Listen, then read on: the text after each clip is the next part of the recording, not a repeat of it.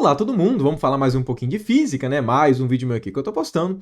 E dessa vez, mais um vídeo com uma pegada mais técnica que não faz parte dos cursos que eu posto regularmente aqui no meu canal. Né? Para ser mais exato, nesse vídeo daqui eu vou seguir a tendência dos dois últimos vídeos que eu fiz nesse mesmo formato, que foram os vídeos da braquistócrona e da tautócrona, né? Os vídeos em que eu apresentei o problema da braquistócrona e da tautócrona e obtive a solução dessas duas curvas, que no caso foi a curva cicloide, né? Se você quiser ver algum desses dois vídeos, eu vou deixar aqui uma tag te direcionando para eles. Quando eu digo que eu vou seguir a mesma tendência desses dois últimos vídeos, é porque, assim como eu fiz neles, nesse vídeo daqui eu vou obter com vocês qual é a curva que soluciona um problema de grande apelo físico. No caso, o nosso problema é qual é a curva que descreve a forma de uma corda que está suspensa, né, presa somente em suas duas extremidades e que está sujeita somente à ação de sua própria força-peso. Okay? Ou seja, né, se a gente pega uma corda, né, e suspende ela, prendendo-a somente pelas suas extremidades, a gente sabe que se a gente fizer isso, essa corda ela vai, né, formar uma barriguinha dessa. Ela vai ter mais ou menos uma forma qualitativamente igual a que eu estou colocando aqui. Essa forma daqui, né, esse aspecto da corda, vai ser descrito por uma curva. Que curva é essa? Né, levando em conta que essa barriguinha é somente pela força-peso. Por definição, essa curva é o que nós chamamos da catenária, né? Inclusive, a etimologia dessa palavra catenária vem de corrente, né? Exatamente porque, né, é o nome dado para a forma que uma corrente, né, enfim, assumiria quando, né, colocada nessa condição, né, suspensa, fixa, né, fixada nas suas duas extremidades e somente com o peso puxando lá para baixo. Toda vez que a gente vê um corpo linear e homogêneo suspenso e fixado nas extremidades, aquela barriguinha, né, que vai ser formada, né, por esse corpo, sempre é descrito pela mesma curva, que é o que nós chamamos, né, da catenária. Por conta disso, eu acho que deve ser bem óbvio o apelo físico desse problema, né, e por que eu estou resolvendo ele aqui com vocês. Esse talvez seja um dos problemas mais simples, inclusive de enunciado, que envolva física. Né? Inclusive, esse problema realmente é bem antigo. E no caso, né, a linha de raciocínio que eu vou construir com vocês vai ser, bom, levando em conta que esse é um problema 100% mecânico, né, até porque a única força que está atuando aqui é a força-peso, okay? O que eu vou fazer com vocês vai ser descrever, né, a partir das leis de Newton, qual tem que ser, né, a equação obedecida pela curva, né, que é descrita por esses corpos, né, por essas cordas. E depois, o que eu vou fazer com vocês vai ser resolver essas equações para a gente saber qual é a curva de fato descrita, né, pela catenária, né, que descreve, no caso, a catenária. Uma coisa interessante que acaba acontecendo é que, se você perguntar para a maior parte das pessoas qual que é a curva que descreve exatamente esse formato da corda quando ela é presa nas duas extremidades, né, tem três possibilidades, né, de resposta que com quase certeza vão ser uma dessas três. A primeira é não sei, né, essa é sempre uma possibilidade. A segunda é a pessoa vai falar, é a curva catenária, que na verdade não responde nada, porque catenária é, por definição, a curva, né, que descreve esses corpos. Então, quando você fala que a curva que descreve a catenária, você está falando da curva que descreve e a curva que descreve, que não ajuda em nada. E a terceira opção, essa sim é interessante, muita gente acha que essa curva daqui é uma parábola, que não é.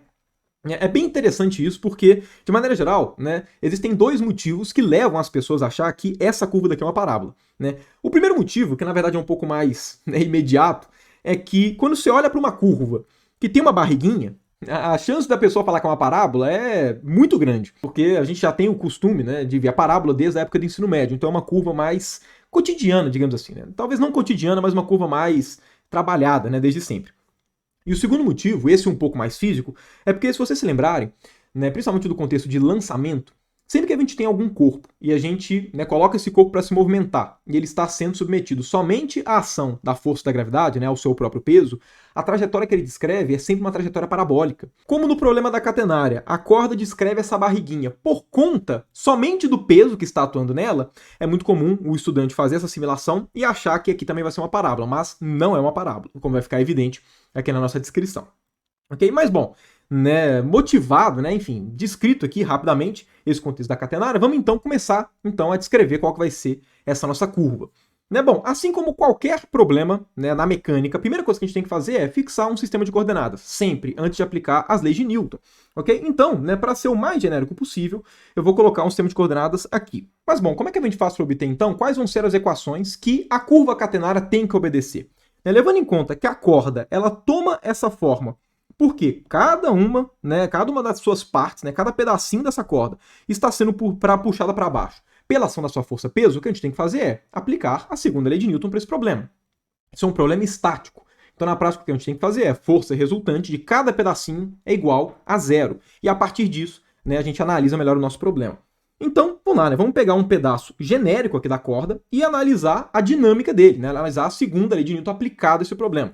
Ok? Então, vamos pegar aqui esse pedaço de corda genérico, que eu vou desenhar aqui do lado, né, mais ampliado, para poder ficar mais simples. Então, vamos lá. Levando em conta que a nossa corda toda ela tem um comprimento L e ela tem uma massa M, né, que são as características iniciais da corda, né, eu vou desenhar aqui um pedaço que vai ter um certo comprimento ΔL, né, vai ser um pedaço só dela, né, e por conta disso vai ter uma massa ΔM, né, um pedaço, né, de massa qualquer. No caso, eu estou colocando ΔL e ΔM porque eu vou fazer uma construção para um pedaço, né, finito, e depois a gente vai fazer o limite, né, para um pedaço infinitesimal, para que a gente possa obter uma equação diferencial, que é o que a gente, né, gosta de resolver na física. Então vamos lá, quais são as forças que atuam nesse nosso pedaço genérico de fio?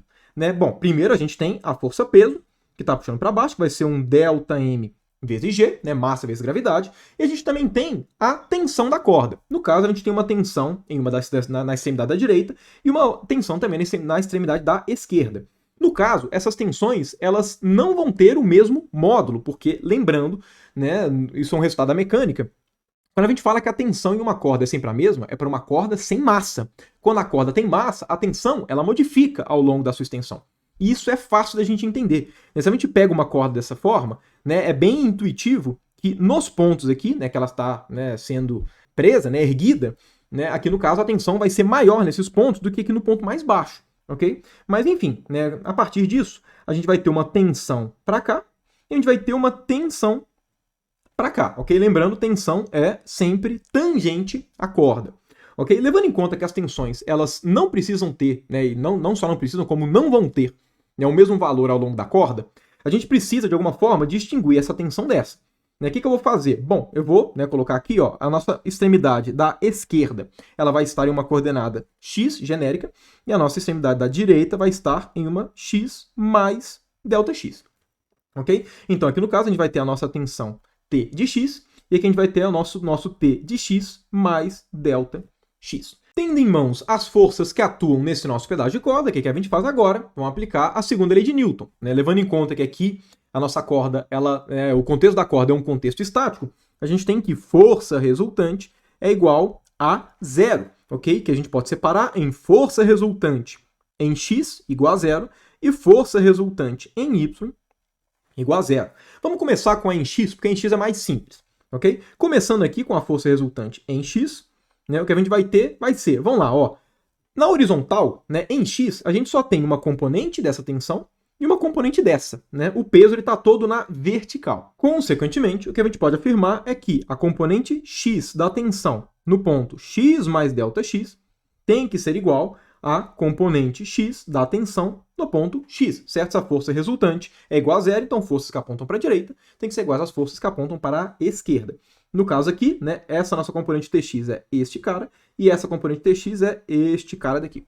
Vamos agora escrever a nossa equação em y, ok? Na nossa equação em y, o que a gente vai ter, vamos lá, né? Se a força resultante em y é igual a zero, então forças para cima tem que ser iguais às forças para baixo. Forças para cima vai ser somente a componente y dessa tensão daqui em x mais ΔX. Então, Ty em x mais ΔX. Esse cara tem que ser igual ao peso, que é ΔM vezes G, porque lembrando, né, esse nosso pedaço de corda genérico ele tem uma massa ΔM, ok? Mais Ty de x, né, que seria a componente y da tensão aqui nesse nosso ponto da esquerda. Então, essas duas equações são as equações, né, que a gente tem que resolver, né, a gente tem que manipular para poder obter qual que vai ser a equação obedecida pela nossa curva catenária, que é a curva que a gente quer descrever. Vamos começar com a nossa equação em x, porque o resultado dela é um pouco mais imediato.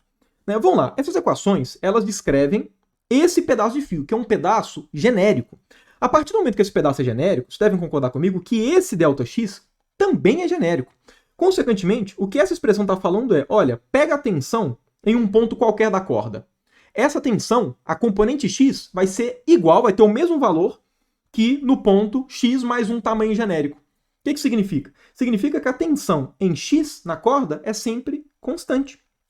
ok? Porque se a tensão em um ponto é igual a, nesse ponto, mais um tamanho genérico qualquer, então é igual, né, para qualquer tamanho, né, para qualquer parte do nosso fio. Esse mesmo resultado também poderia ser obtido de uma forma um pouco mais sofisticada, que vai ser a forma que a gente vai analisar a equação em y, que é o seguinte.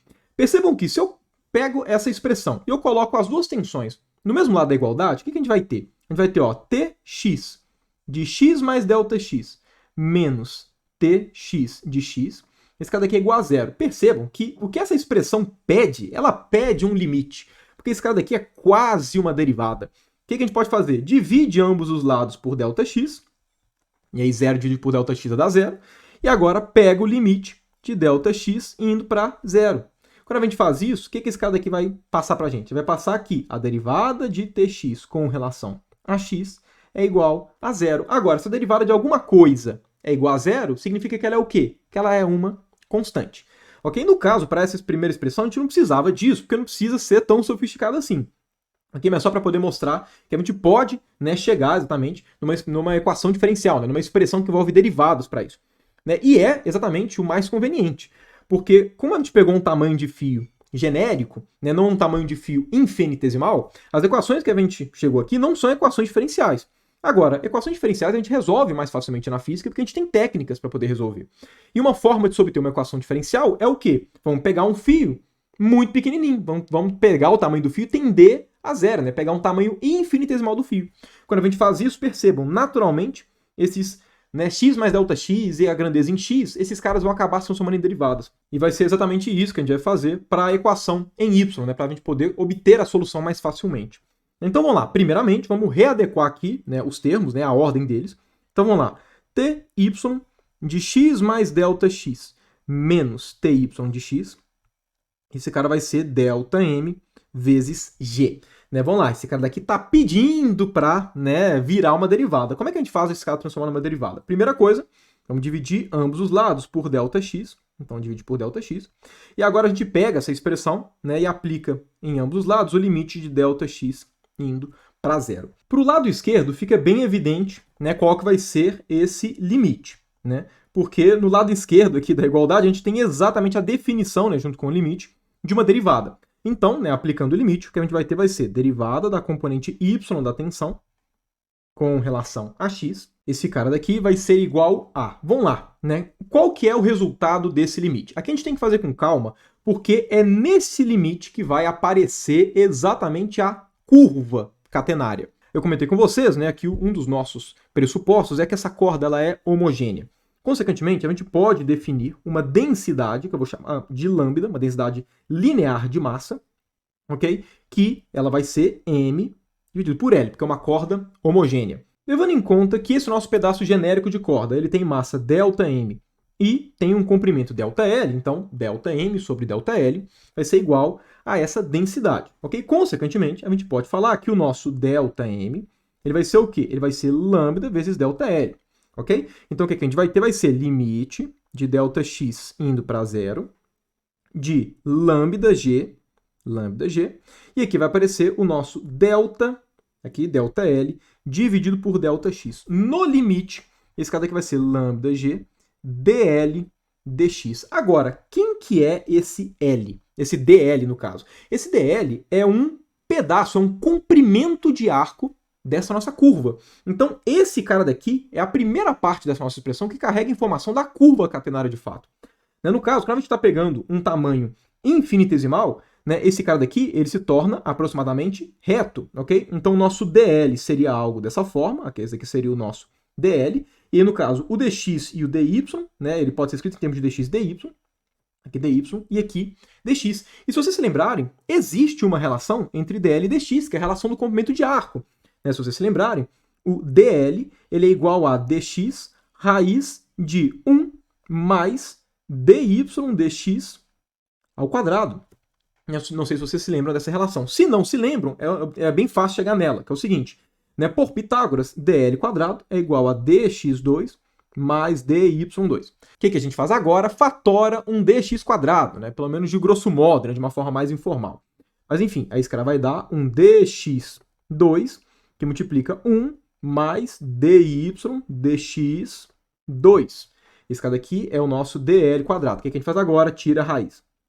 Ok? Tira a raiz. Então a gente chega aqui na nossa relação de comprimento de arco. A gente vê isso, inclusive, em cálculo 1, para calcular comprimento de arco mesmo.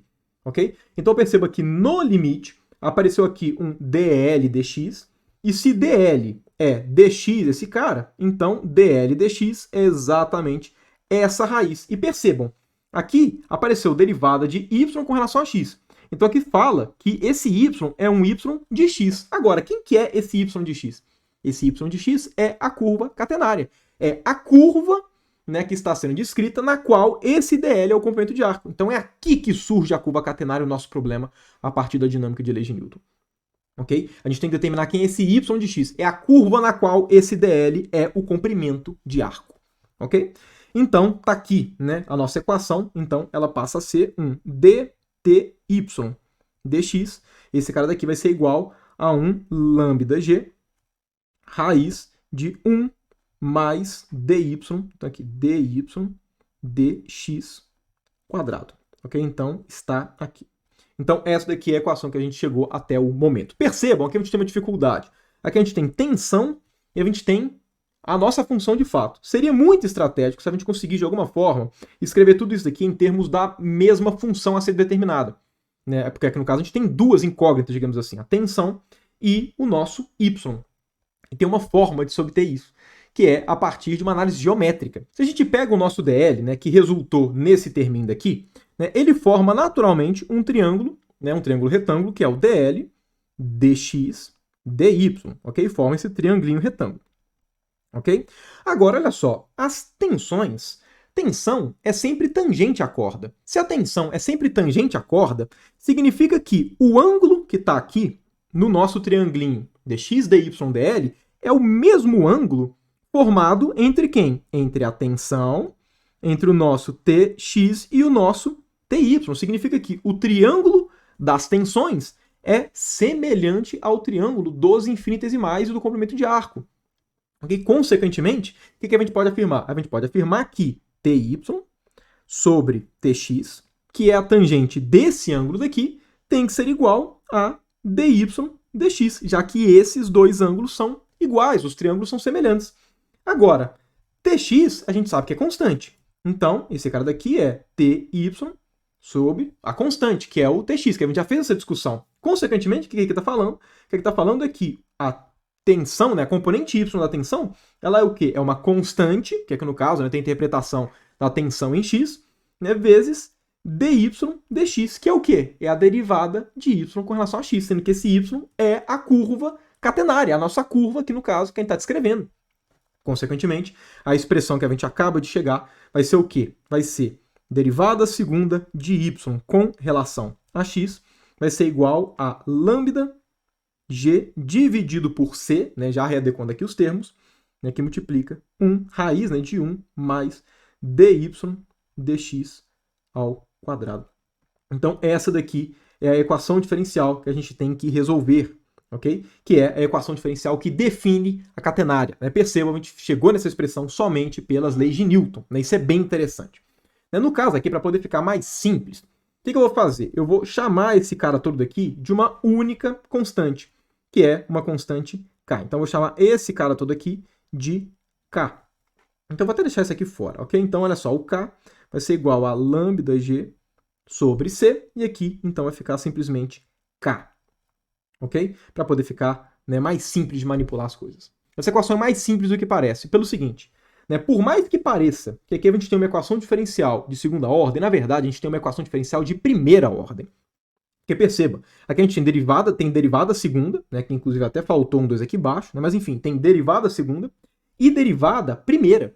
Então, na prática, a gente pode pensar nessa expressão como sendo uma equação diferencial de primeira ordem para determinar quem? Para determinar a função u, que é a derivada de x, de y com relação a x. Então, se a gente escreve a nossa equação da catenária em termos de u, o que a gente vai chegar vai ser que du dx é igual a k, que multiplica raiz de 1 mais u ao quadrado. Né? Que agora sim, quando a gente olha para cá, aí tem uma cara muito mais agradável. Né? E depois, quando a gente determinar quem é essa nossa função u, basta a gente integrar essa função com relação a x e a gente vai obter exatamente qual que é a nossa curva y, que é a curva catenária.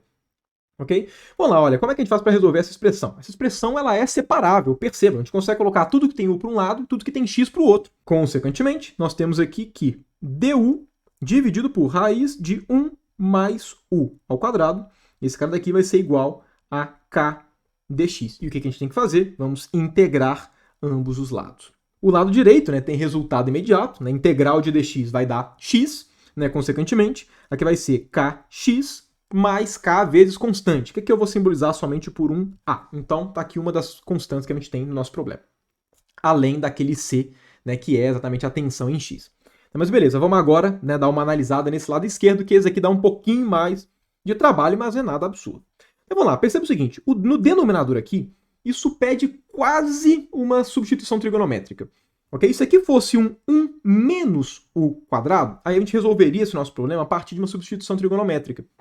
Ok? Exatamente, enfim, colocando u como sendo seno ou como sendo cosseno.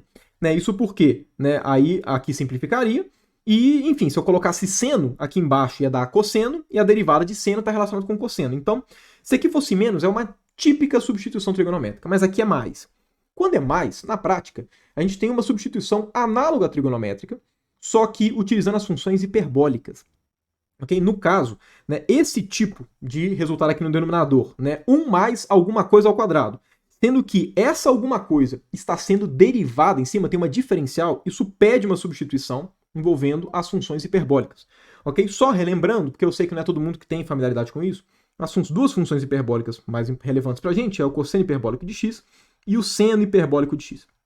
Okay? A vantagem deles é que quando você deriva um deles, você cai no outro. Com a vantagem que, se você lembrar do seno e do cosseno, algumas vezes quando você deriva tem que colocar um sinal de menos. Derivada de seno é cosseno, mas a de cosseno é menos seno. No seno e cosseno hiperbólico, não. Se você deriva o cosseno hiperbólico, você chega no seno hiperbólico. E se você deriva o seno hiperbólico, você cai no cosseno hiperbólico. Então não tem sinal de menos. Então isso é uma vantagem. Além disso, aquela relação fundamental de que cosseno ao quadrado de x mais seno ao quadrado de x é igual a 1, a gente tem um análogo para as funções hiperbólicas que faz com que, né, a substituição nesse tipo de caso seja muito relevante. Que é o seguinte, a gente tem que cosseno hiperbólico de x ao quadrado menos seno hiperbólico de x ao quadrado é igual a 1.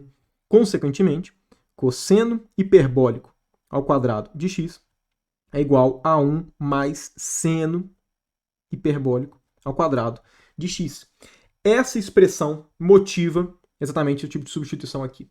Né? Ou seja, se a gente chega e fala que, vamos lá, deixa eu colocar aqui uma substituição. Se a gente chega e usa a substituição de que o u é o seno hiperbólico de v, por exemplo, né? Aqui, obviamente, eu não posso colocar de x porque o x já é uma variável, então tem que ser outra aqui. Né? Enfim, aqui o nosso du fica sendo cosseno hiperbólico de v, porque a derivada, né, do seno hiperbólico é o cosseno hiperbólico, e vice-versa, dv. Consequentemente, nessa nossa integração vai ficar o quê? Vai ficar a integral de du, vai ser cosseno hiperbólico de v, dv. E que vai ficar 1 mais seno hiperbólico ao quadrado. Agora, 1 mais seno hiperbólico ao quadrado é o quê? É cosseno hiperbólico ao quadrado. Como aqui tem uma raiz, aqui vai ficar o quê? Então, só cosseno hiperbólico. Ok? Perceba como é que a substituição, né, cai com uma luva. Consequentemente, essa integral vai ser o quê? Vai ser v mais uma outra constante, que eu vou chamar de uma constante b. Ok? Agora, quem que é v? V, olha só, em relação a u, que é a nossa, né, função inicial, que a gente tem que escrever tudo em termos dela, ok? O que a gente tem é que v é igual a seno hiperbólico, ou seja, arcosseno hiperbólico, arcosseno, aqui eu vou escrever seno hiperbólico a menos 1, seno hiperbólico a menos 1, de u. Consequentemente, o que a gente vai ter aqui vai ser, vamos lá, ó, v mais b é igual a kx mais a. Então, v, que é seno hiperbólico a menos 1 de u, mais b, esse cara vai ser igual a kx mais a. Então, essa é a nossa expressão. Ok? O que eu vou fazer agora? A gente está querendo determinar quem é o u. Consequentemente, olha só, esse b, quando a gente passa para o outro lado, vai ficar um a menos b. A é constante, B é constante, então A menos B também é uma constante. Ok? Como os dois são constantes, eu vou simplesmente tirar o B e absorver o B dentro do A, para ter uma constante só. Consequentemente, né, o que a gente chega é que o U ele vale seno hiperbólico de kx mais A. agora matou o problema. Porque quem é a nossa curva catenária? A nossa curva catenária era aquela nossa função y da nossa equação original. Agora, derivada de y com relação a x dá u. E a gente sabe quem é u. A gente sabe que o u é um seno hiperbólico. Agora, se as derivadas de senos e cossenos hiperbólicos vão caindo um no outro, as integrais também vão fazendo isso. Ou seja, se esse cara daqui é o nosso dy dx, significa que o nosso y de x, então, vai ser o quê? Vai ser integral de seno hiperbólico de kx mais a dx. Ok? Esse cara daqui vai dar o quê? Esse cara daqui vai dar um cosseno hiperbólico de kx mais a. Aqui eu tenho que fazer um 1 sobre k. Por quê? Porque se eu derivo esse cara, vai dar seno hiperbólico derivado do que está dentro. Derivado do que está dentro vai cair um k, que aí tem que cortar com esse 1 sobre k. Ok? Mais uma constante, que aqui eu vou chamar de b. Ok? Então, o que a gente acabou de chegar? A gente acabou de chegar aqui a nossa curva y de x, que é a curva que, né, descreve o formato de uma corda que está suspensa, fixada nas duas extremidades somente, e sujeita exclusivamente à ação da força-peso. Né?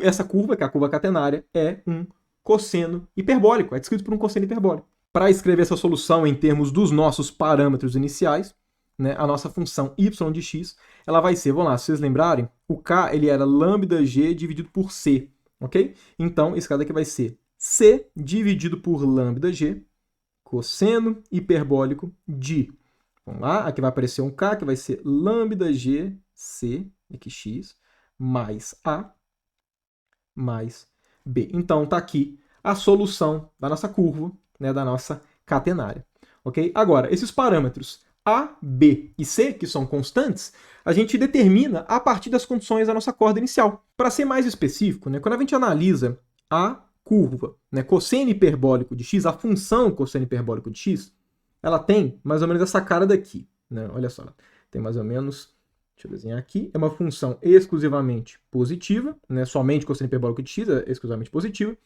e ela começa aqui do 1 e vai aumentando, ok? Só pelo tipão aqui, né, provavelmente alguns vão pensar, pô, isso aqui é praticamente uma parábola, mas não.